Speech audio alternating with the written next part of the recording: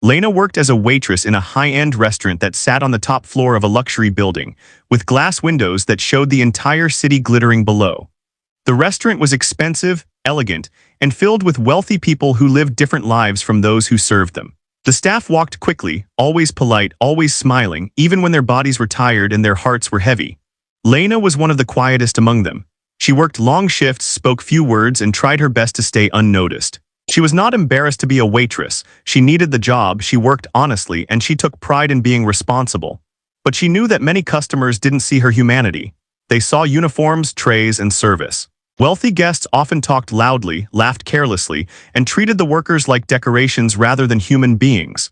Lena accepted this silently because arguing would only make things worse. Among the regular customers were a group of wealthy young men and women who visited almost every weekend. They dressed in the latest fashion, carried expensive bags, and posted pictures of themselves online, trying to prove that their lives were perfect. They always sat at the same table, ordered the most expensive items, and treated waiters like comedians whose job was to entertain them. Lena tried to avoid serving their table because they enjoyed mocking people. They would whisper jokes, smirk, and make comments about someone's clothes, voice, or appearance. They weren't violent and they didn't yell. Their cruelty was softer, hidden in sarcasm and laughter, yet it cut deeper than shouting ever could. One Friday night, the group arrived laughing loudly as if they owned the place. The restaurant wasn't too busy, so Lena ended up being assigned to serve their table. She pasted on a polite smile and approached them with a notepad. They ordered food, drinks, and several desserts, talking over each other, barely paying attention to what they actually wanted. Lena wrote everything down carefully, nodding silently. As she turned to leave, one of the girls in the group leaned back in her chair and looked Lena up and down. "Wait," she said loudly. "Aren't you the girl who used to play music in school?" Lena's heart dropped. She had not heard anyone mention that part of her life for years. She nodded quietly, hoping they would lose interest. But they didn't. One of the boys grinned mischievously. "So you're a musician stuck waiting tables? How cute." His friends laughed and Lena's face burned red, but she stayed calm.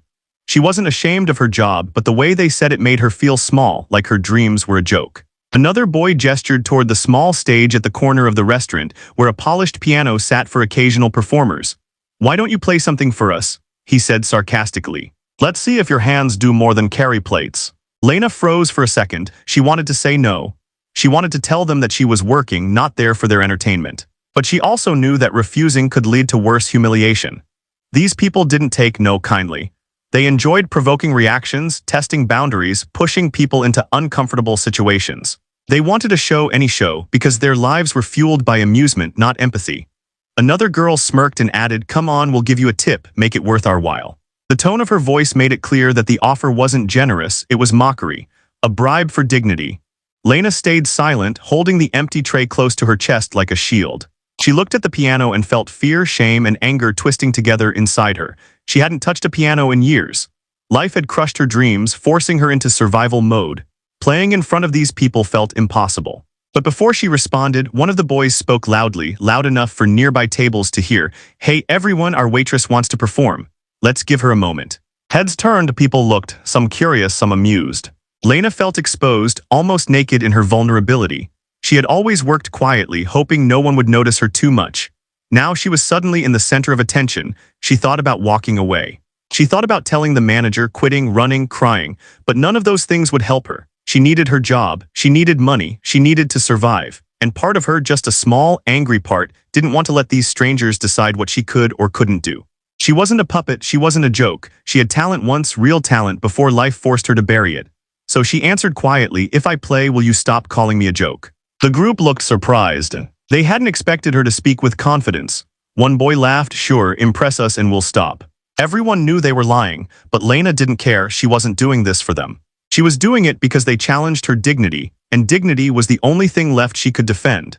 She placed the tray aside, wiped her palms on her apron, and walked toward the piano with careful steps, feeling every eye in the room follow her. She sat down, her back straight, her heart pounding. She didn't know if she could play well anymore, but she knew she had to try, not to entertain them, not to get a tip, not to prove anything to rich strangers, but to remind herself that even after losing everything, she still had something inside her worth fighting for.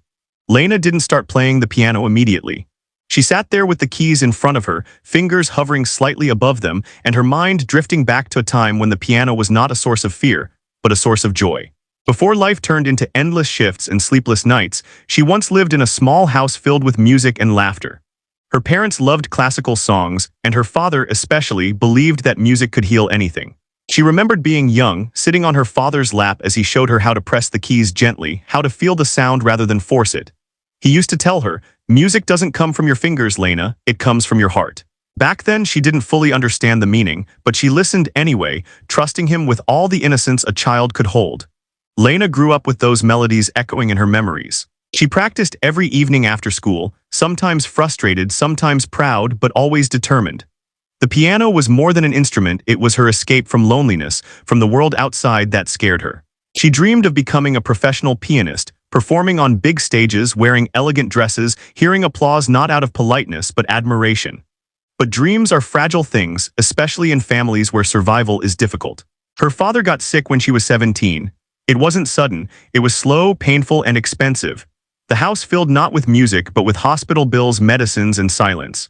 Lena's mother worked double shifts, and Lena eventually quit school to help. She took small jobs wherever she could, cleaning houses, washing dishes, anything that brought money. The piano, once a symbol of happiness, became a reminder of everything she couldn't afford anymore. She stopped playing, not because she didn't want to, but because every minute spent practicing felt selfish when someone she loved was dying. When her father passed away, the piano remained, but it wasn't the same. Lena couldn't touch it without crying. The music didn't heal her anymore. It hurt her. It reminded her of a life she lost, a dream she buried, and a love she would never recover. She sold the instrument, desperate for money, and promised herself she would never play again.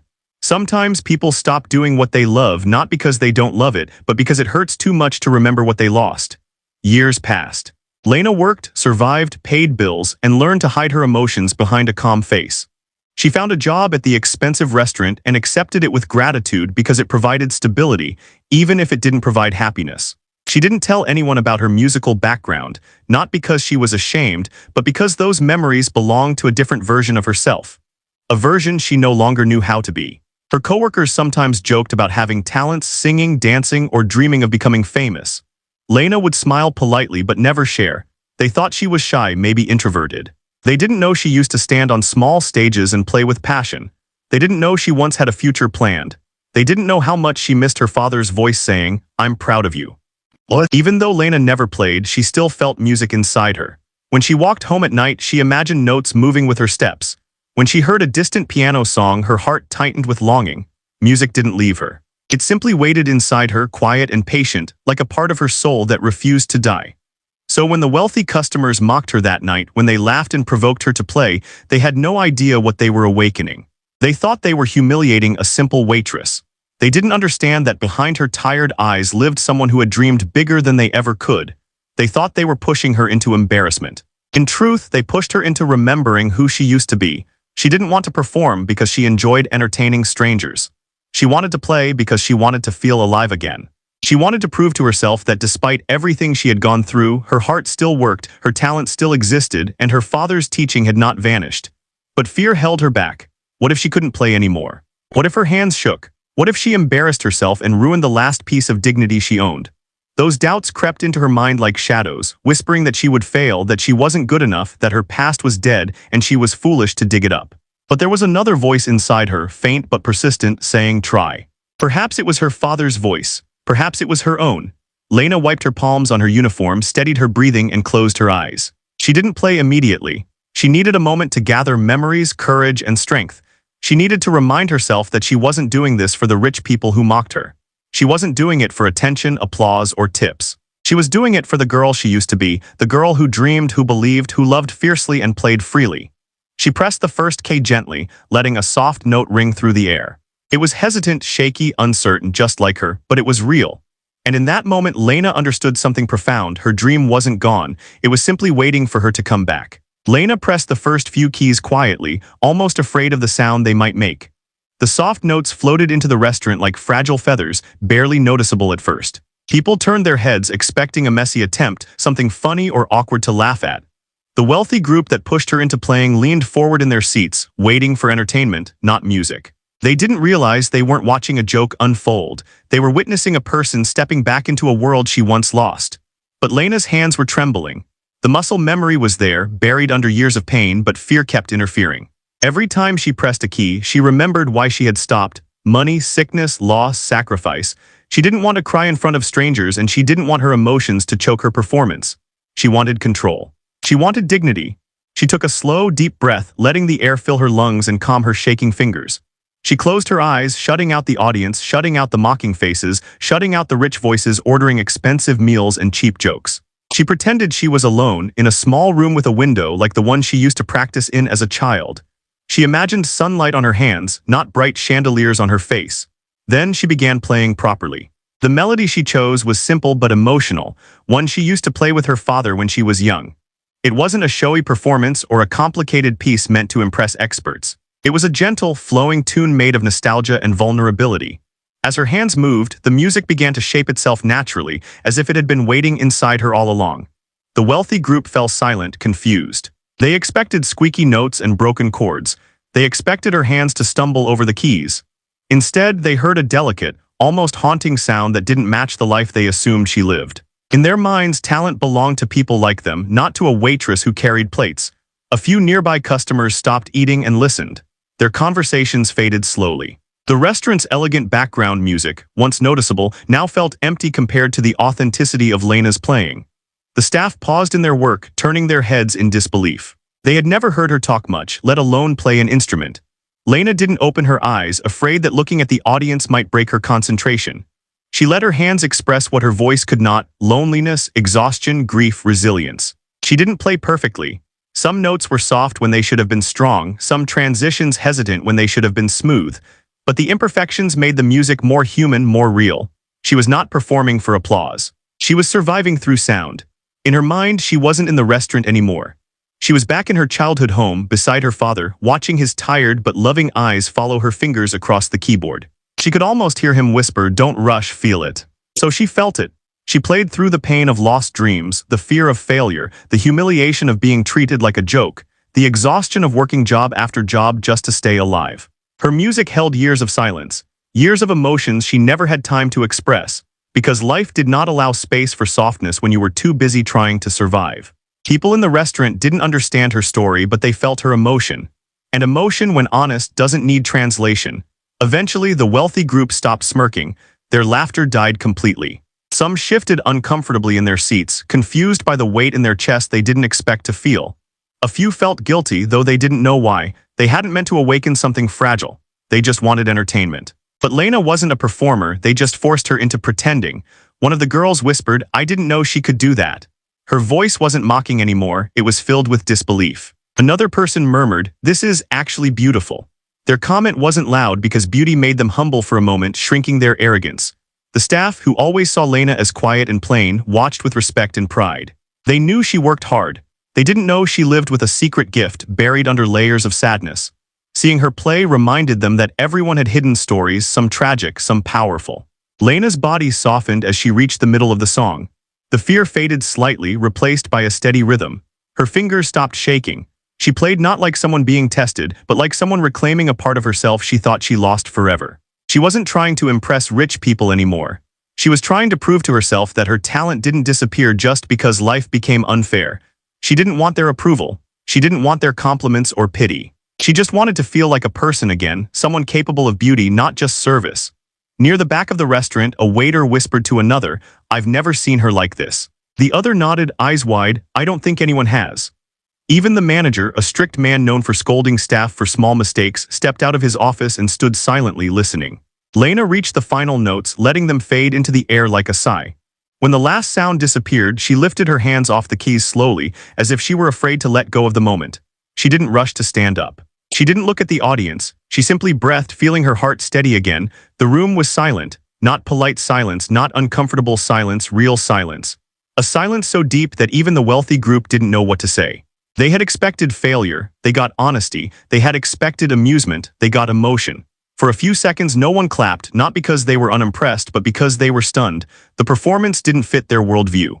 It challenged their assumptions. It made them uncomfortable in a way they didn't have words for. Finally, someone at a far table began to clap softly, then another, then another. Slowly the sound spread through the room, not loud, not dramatic, but respectful. A quiet standing ovation, not forced, not exaggerated, earned. Lena opened her eyes and saw faces she didn't recognize expressing awe, empathy, and humility. She didn't smile, she didn't bow, she simply nodded slightly, accepting the recognition without needing it. She had survived humiliation. She had survived fear, she had survived loss. And she had turned all of it into music. In that moment, she wasn't just a waitress or a forgotten musician. She was a person who reclaimed her voice in front of people who never believed she had one. After the last note faded, Lena sat still for a moment, as if she needed time to return to reality. The piano keys were warm under her fingers, but the rest of her body felt strangely cold, like the performance had drained every piece of energy she had left. She didn't smile, didn't look around proudly. She simply breathed in deeply, staring at the keyboard, trying to process what had just happened. The restaurant remained silent, not because people were unimpressed, but because they were surprised. They were not prepared for what they had heard. They expected clumsy notes, awkward mistakes, something they could laugh about later over dessert. They did not expect to be moved, confronted, or humbled. The applause grew slowly, hesitant at first, as if people were unsure whether it was appropriate to clap for someone who wasn't officially performing. But as more hands joined, the room filled with a soft wave of appreciation.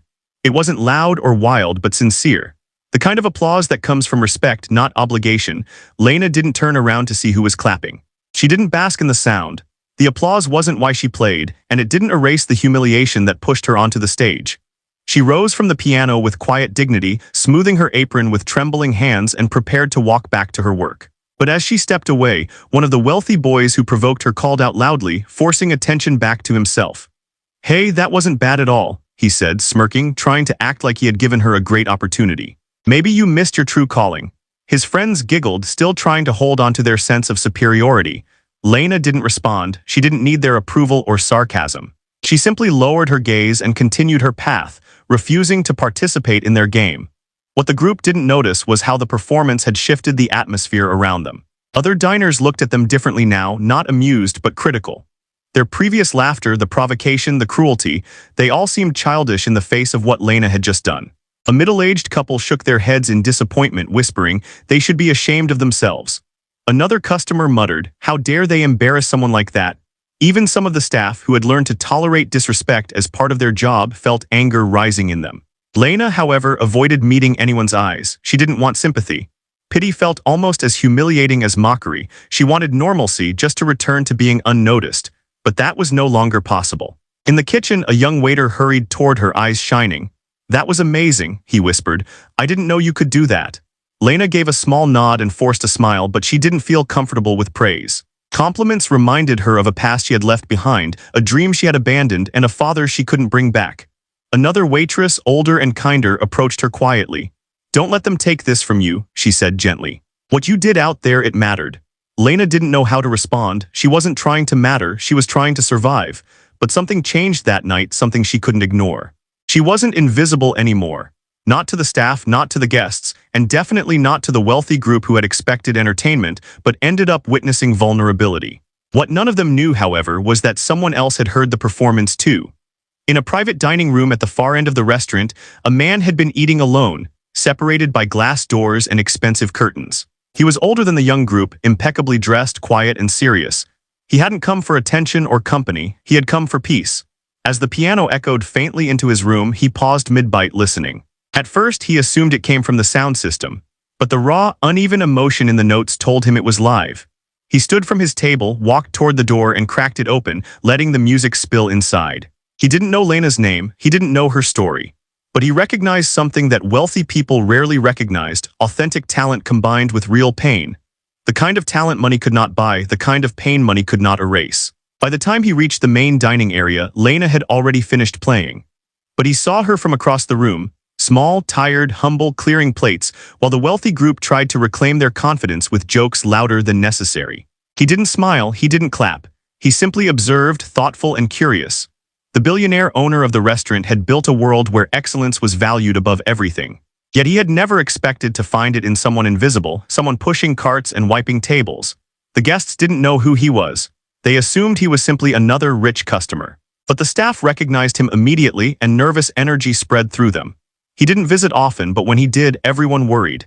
He was a powerful man, respected, feared, and known for his high standards. He walked slowly toward the bar, asked for a drink, and continued watching Lena quietly, studying her movements.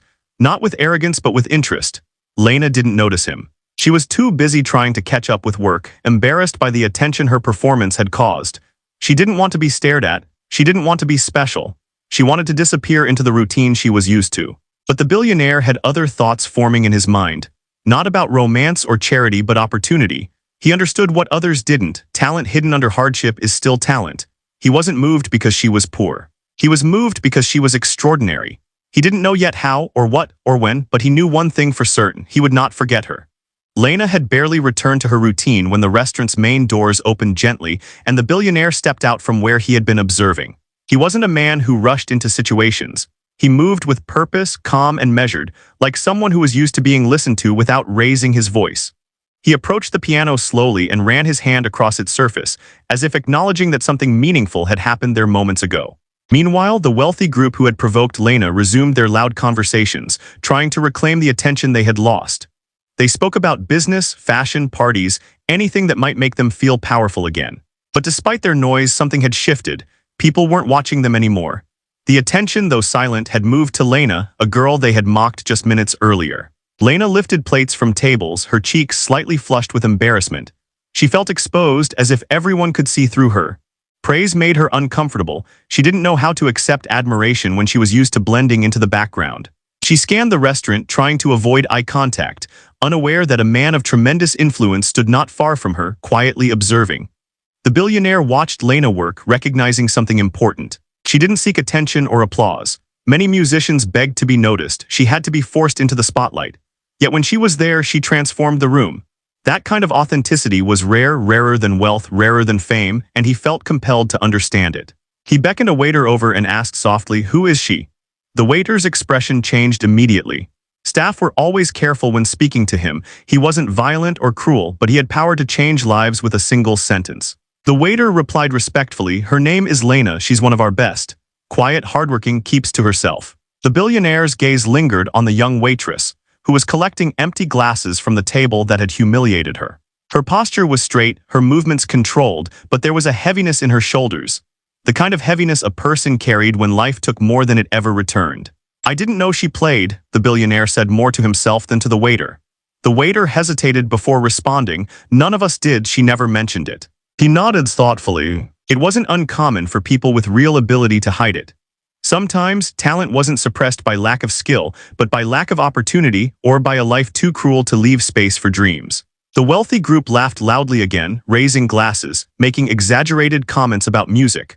One of the girls mimicked piano playing with her hands, joking, "Maybe I should take her job, my performance would be better." Her friends laughed, unaware that their cruelty was now being watched by someone who could destroy their influence with a whisper. Lena heard them, but she didn't react. She had learned long ago that dignity wasn't in winning arguments. It was in choosing silence over humiliation. She grabbed another tray and walked toward the kitchen, trying to ignore the sting of words that would have crushed her years ago. The billionaire stepped closer to her path, timing it so they would meet as she returned with the clean dishes. He didn't want to startle her. He approached with softness, though his presence alone carried weight. When Lena saw him standing there, she paused instinctively, unsure whether she had done something wrong. It was normal for wealthy customers to complain about service, even when nothing was wrong. She straightened her uniform and looked respectfully at him. He didn't smile arrogantly or speak with superiority. His voice was calm, almost gentle. "You played beautifully." Lena blinked, caught off guard. Compliments embarrassed her more than insults. She didn't know how to respond except with a small, awkward nod. "Thank you," she whispered, barely audible. He studied her face, not with lust, not with curiosity, but with genuine interest. "Do you still study music?" he asked. Lena swallowed, feeling a familiar ache. "No, I had to stop."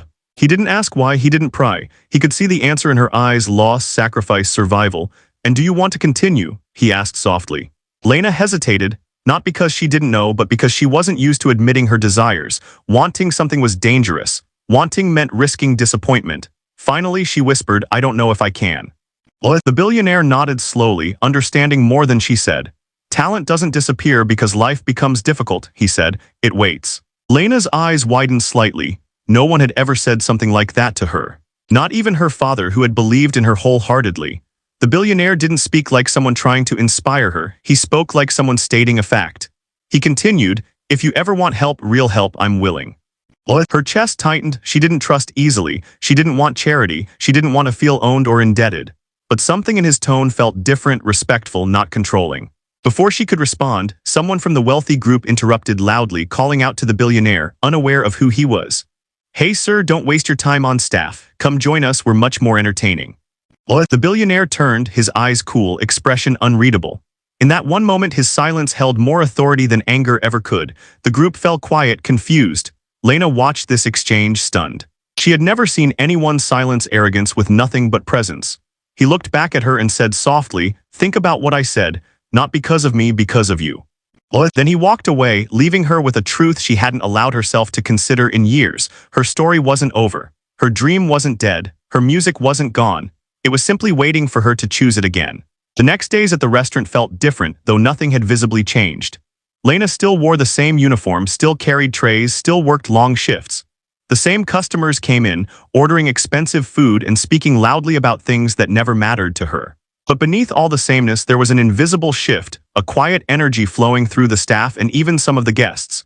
People had seen her play, people had heard something real. And even if nothing happened afterward, they couldn't forget it. Lena, however, didn't feel transformed. She didn't wake up suddenly confident or fearless.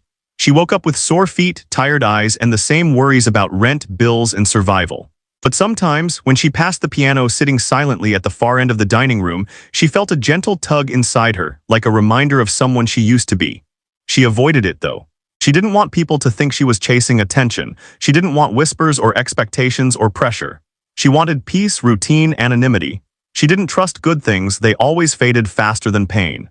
But life, without asking her permission, continued to change around her. The billionaire came back just a few days later. His return was unusual. He rarely visited the restaurant twice in 1 week unless something important was happening. Staff immediately straightened their posture, trying not to look nervous. He entered the room with the same calm confidence as before, not flashy, not loud, but commanding respect effortlessly. He didn't sit in a private dining room this time. He chose a table in the open where everyone could see him. He ordered a simple drink, nothing expensive or pretentious, and sat quietly checking emails on his phone. People whispered.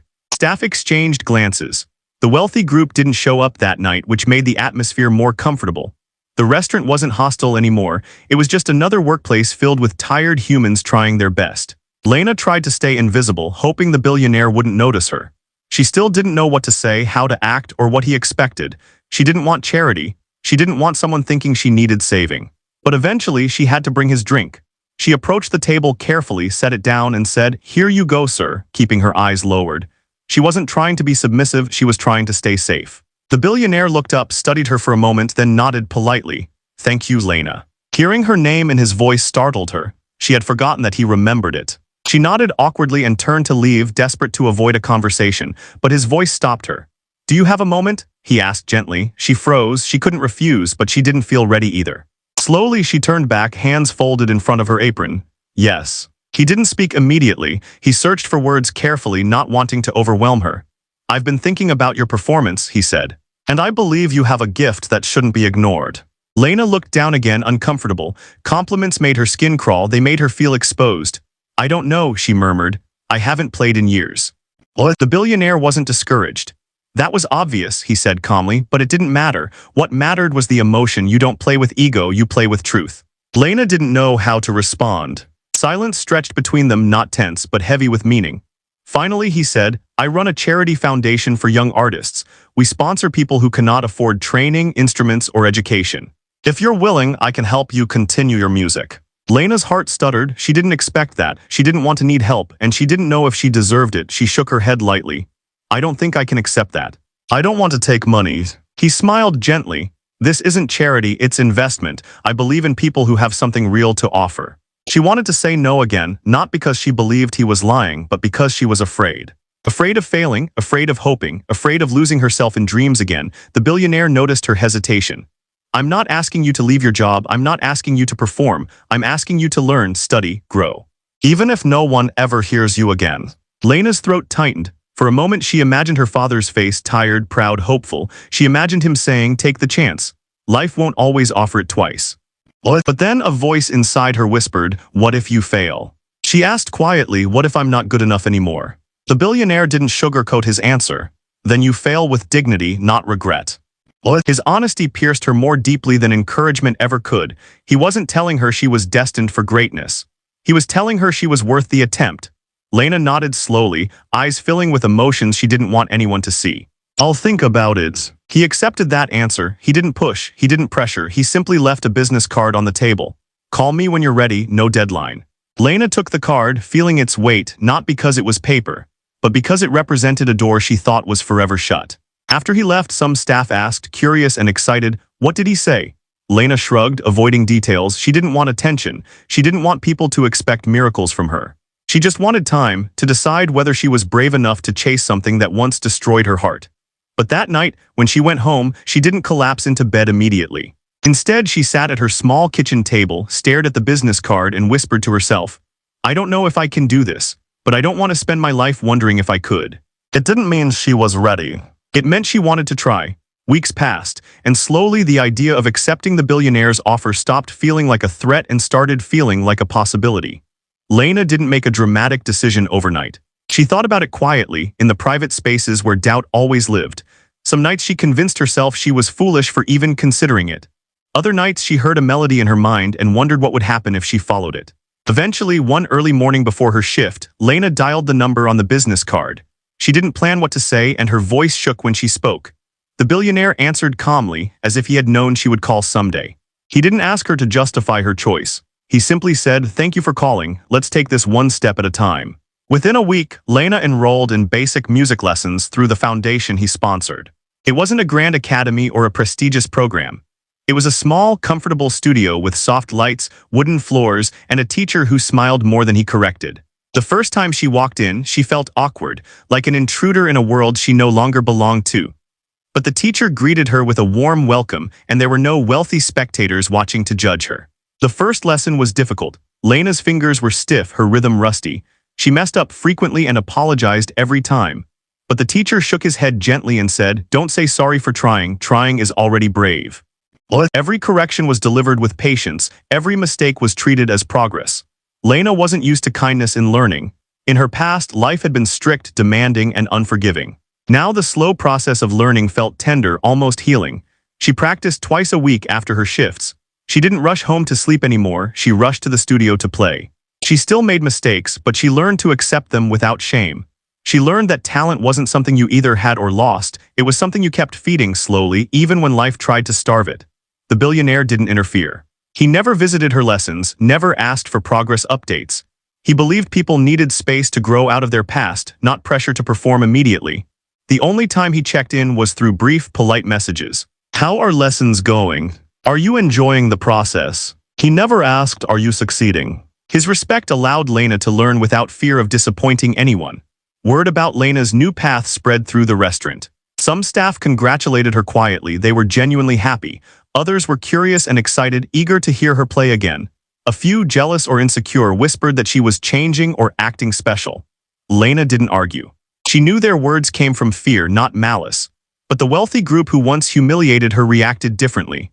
The night they returned and saw Lena walking confidently through the restaurant, carrying herself differently, they felt threatened. The arrogance that had once seemed effortless now looked desperate. One of them joked loudly, hey, pianist girl, planning to become famous? Lena didn't respond, she no longer feared their voices. She didn't need validation from people who only valued noise. One evening, after a particularly emotional practice session, Lena walked home instead of taking the bus. The streets were quiet, the city lights soft. She felt tired, but in a peaceful way, the kind of tired that comes from purpose, not exhaustion. For the first time in years, she felt awake. Music slowly shaped her life again. Not like before, not a dream tied to perfection or fame, but as a quiet companion, a heartbeat she could return to whenever the world felt heavy. The billionaire observed all of this from afar. He didn't take credit or push her faster. He simply watched with admiration because he understood something most people didn't. Transformation wasn't loud, dramatic, or instant. It was small, consistent, and invisible to those who only respected results. But beneath Lena's growth, a deeper change was happening, one she didn't fully notice. She wasn't just learning music. She was reclaiming parts of herself she thought were gone forever, the child who had dreams, the young woman who believed in beauty, the human being who deserved joy. Her coworkers noticed she smiled more. She spoke a little louder. She laughed occasionally. She wasn't completely healed, but she wasn't hiding anymore. One night after a lesson, the music teacher handed her a sheet of simple notes and said, play this at home, not for practice, for yourself. She took it with uncertainty, but when she got home and tried it, she discovered something profound.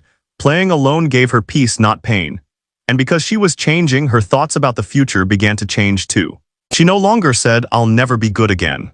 She started saying, "I'm getting better." She no longer said, "There's no point in trying." She started saying, "I want to try harder." And perhaps most importantly, she stopped saying, "I don't deserve this." She started saying, "Maybe I do." The restaurant continued to exist as it always had, loud, rich, chaotic. But Lena walked through it differently now, not as someone hiding, but as someone growing. She served food with steady hands, greeted customers with confidence, and moved through her days knowing she had something meaningful waiting for her after work. Not applause, not fame, not validation, just music enough to make her feel alive again. She didn't know what her future held. She didn't know if she would perform again, teach, or simply keep music as a private joy. But she knew this: her life was no longer defined by humiliation, loss, or silence. She was building something new, one note at a time. And though she didn't realize it yet, the billionaire wasn't the reason she was changing. He had opened a door, but she was the one walking through it. Months passed, and the city's seasons shifted one by one, but Lena no longer counted her days by exhaustion or fear. She measured them by progress, tiny victories, new techniques, a song that sounded clearer today than it did yesterday. She still worked long hours at the restaurant, still struggled to pay bills, still had nights when life felt heavy. But none of those things defined her anymore.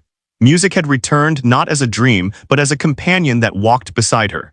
Her teacher eventually told her that she was ready for something more. Not a grand stage, not a professional performance, just a small gathering, a community event where local artists and amateurs played for each other, not for judgment but for joy. Lena hesitated. The memory of being forced to perform in front of strangers, their laughter, their mocking eyes still haunted her. But the teacher said softly, "This time you choose, that makes all the difference." So she agreed. On the night of the event, the venue was nothing like the luxurious restaurant. It was a small cultural center with old wooden chairs, soft yellow lights, and art taped to the walls made by local children. People came dressed casually, smiling, chatting warmly. There were no expensive suits, no cameras waiting to record someone's failure, no arrogant laughter waiting to tear someone apart. It was a room full of ordinary people with extraordinary hearts. Lena waited backstage, holding the piano sheet loosely in her hands. Her heartbeat was fast but not violent. It didn't feel like fear, it felt like anticipation. She kept telling herself, "This is not a test, this is a moment." When her name was announced, she walked onto the stage slowly, eyes lowered, feeling dozens of gentle eyes settle on her. No one laughed, no one whispered. They simply waited, patient and kind. Lena sat at the piano, placed her fingers on the keys, and closed her eyes, not to escape but to connect. Then she began. The piece she chose was simple, soft, filled with light and weight at the same time. Not perfect, perfection didn't interest her anymore, but honest. The melody moved through the room like a story without words. It carried grief, healing, rebirth. It spoke of loss without bitterness, of hope without naivety. People didn't listen quietly because they were polite, they listened because they felt her. Lena didn't play like someone seeking applause. She played like someone who finally accepted that vulnerability wasn't weakness, it was strength. When the final note faded, there was no hesitation. The room erupted with applause, not loud and explosive but warm and full. People didn't stand because she amazed them, they stood because they cared. Lena looked up, surprised, eyes watering. She hadn't expected such gentle acceptance. She bowed her head slightly, overwhelmed not by attention but by kindness. Near the back of the room stood a familiar figure, the billionaire. He didn't need recognition and no one addressed him. He wasn't there as a powerful man or a savior. He was simply an observer, proud, respectful, deeply moved. He didn't clap faster or louder than others. He clapped like a man who understood that success was not always measured by wealth, fame, or perfection. It was measured by courage. After the event, people approached Lena, not with flattery but with gratitude, thanking her for sharing something so raw, so human. She accepted their words softly, still not used to being praised but no longer shrinking from it. She didn't try to hide anymore. Later, Lena walked outside, breathing the cool night air. The billionaire walked out shortly after her but didn't approach immediately. He gave her space, something life rarely gave her. They stood side by side eventually, looking over the quiet street. "You played beautifully," he said quietly. Lena smiled, not shyly this time but gently, confidently. "Thank you, I enjoyed playing." Those 6 simple words meant more than a speech. They meant she wasn't performing for survival anymore. She was performing because she loved it. The billionaire looked at her, proud but humble. "I didn't do this," he said. "You did." Lena nodded. She knew that now. He offered her a future, but she built it. He opened a door, but she walked through it, alone, scared, determined. She didn't become famous overnight. She didn't quit her job and run away to chase a fantasy. Life didn't suddenly become easy. She still struggled. She still failed sometimes. She still had days where sadness felt heavy, but she had something she didn't have before: choice, voice, hope. She continued studying music. She performed at small events. She shared her story with other young people who believed they were too broken, too poor, or too late to try again. She started helping those who didn't have instruments, guiding them without judgment, telling them, "You don't have to be perfect. You just have to begin." Slowly, she became part of a growing community, not glamorous, not powerful, but meaningful. The wealthy group who once mocked her drifted back into their empty lives. They forgot the night they humiliated her. But Lena never forgot, not out of hatred, but because that night forced her to choose. Stay silent or reclaim her voice. Years later, people would tell her, "You're talented because you were lucky." She would smile and say, "No, I'm talented because I refused to stop." She didn't win against humiliation, she grew beyond it. Her life didn't become perfect, but it became hers, and that was a greater victory than applause, fame, or wealth ever could be. Greater victory than applause, fame, or wealth ever could be.